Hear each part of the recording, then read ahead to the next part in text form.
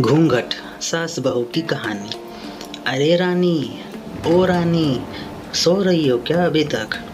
रानी की जेठानी जोर जोर से चिल्ला रही थी घर के आंगन में खड़े होकर। रानी यानी मैं। तभी मैं भागती हुई अपने कमरे से निकली और बोली, दीदी आ गई मैं। जेठानी बोली, रानी तुम्हारा नाम रानी है, तुम रानी नहीं हो। मैंने तुम्हें रात में ही समझाया था कि सुबह को जल्दी उठ जाना, तुम्हारी मुंह दिखाई की रस्म है। मैंने बोला कि दीदी रात को नींद ही नहीं आई, जगह नहीं है ना, और मन में थोड़ा डर था कि सुबह आँख नहीं खुली तो। रजनी दीदी हंसती हुई बोली, रानी मेरी प्यारी देवरानी, जल्दी से घूंघट कर लो, अगर माँ जी आ गई तो हंगामा हो जाएगा। मैंने घूंघट किया ही था, तभी माँ जी वहाँ से आ गई और कड़कड़ाती आवाज़ में बोली, चलो अब क्या, यही गपशप मारती रहोगी तुम दोनों? हमने चलना शुरू ही किया था, तभी माँ जी ने रजनी दीदी के कंधे पर हाथ रखा और बोली, पता है ना कहाँ से जाना है और कैसे जाना है? माँ जी ने बोला कि जब भी कोई बड़ा तुम्हारे सामने खड़ा हो तो हमेशा घूंघट में रहना और कम से कम अपने बड़ों के सामने आना, और बिना घूंघट के तो कभी नहीं। रजनी दीदी कुछ बोली ही नहीं, बस अपना सर हिलाकर हाँ बोल दिया। मैंने भी बस अपना सर हाँ में हिलाया। माँ जी के जाने के बाद मैंने पूछा, रजनी दीदी आप तो स्कॉलर हो और इन सब चीज़ों को कैसे निभाते हो?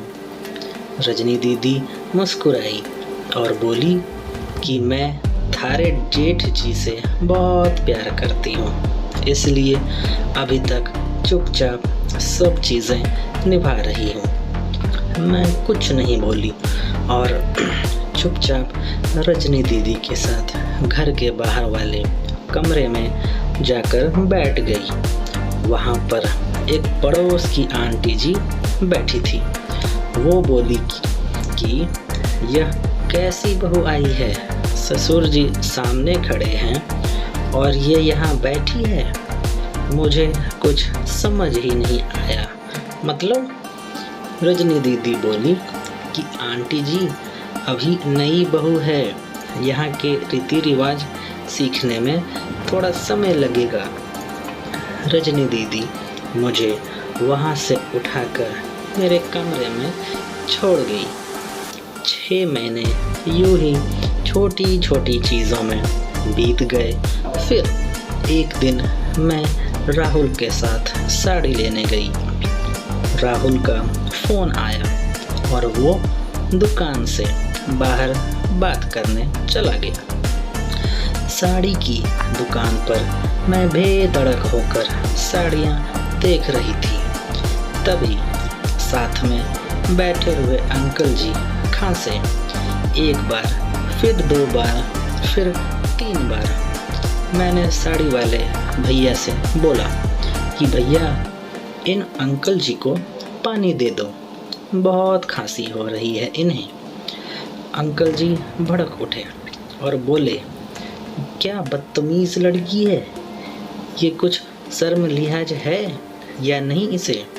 दुकान पर हंगामा देख राहुल बाहर से भागकर अंदर आया और अंदर आते ही अंकल जी के पैर छूकर बोले, मामा जी आप यहाँ?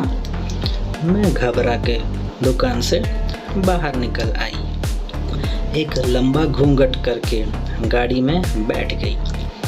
राहुल बाहर आया और गाड़ी में बैठकर गाड़ी बहुत तेज चलाने लगा। मैंने धीमी आवाज़ में बोला, गाड़ी बहुत तेज चला रहे हो, कहीं एक्सीडेंट ना हो जाए। कृपया दोस्तों प्लीज़ इस चैनल को सब्सक्राइब और लाइक कर दें, आपकी सपोर्ट की बहुत ज़रूरत है। धन्यवाद। अब आगे हम घर पहुँचे ही थे तभी माँ जी जोर जोर से चिल्लाते हुए बाहर आई। देखो आ गई ये रानी साहिबा, खानदान की इज्जत मिट्टी में मिलाकर। तभी रजनी दीदी आई और बोली, माँ जी मेरे शादी को 6 साल हो गए हैं, मैं अभी तक मामा जी को नहीं जानती, ये कैसे जानेगी। माँ जी जोर से चिल्लाई, देखो कैसे चपड़ चपड़ जवान चल रही है इस रजनी की। कभी राहुल सबकी बात काटते हुए बोले कि माँ ये दोनों सही बोल रही है, अगर ये हमेशा घूंघट करके रहती है तो ये मामा जी को कैसे पहचानेगी। और माँ आज मामा जी के फ़ोन पर तुमने पूरे घर की शांति को भंग कर दिया। ये वो ही समाज है जिसने सीता मैया पर भी उंगली उठाई थी। पिताजी और जेठ जी ने भी अपना पक्ष राहुल के साथ ही रखा। माँ जी थोड़ी देर सोचने के बाद वापस रजनी दीदी और मेरे पास आई और बोली कि तुम दोनों को अपनी मर्यादा पता है। मुझे उम्मीद है कि तुम कभी भी मेरा सिर शर्म से नीचे नहीं झुकने दोगी। हम एक ही परिवार के सदस्य हैं, हमें हमेशा साथ रहना है। अच्छा वक्त हो या बुरा वक्त, हर सदस्य को अपनी मर्यादा पता है।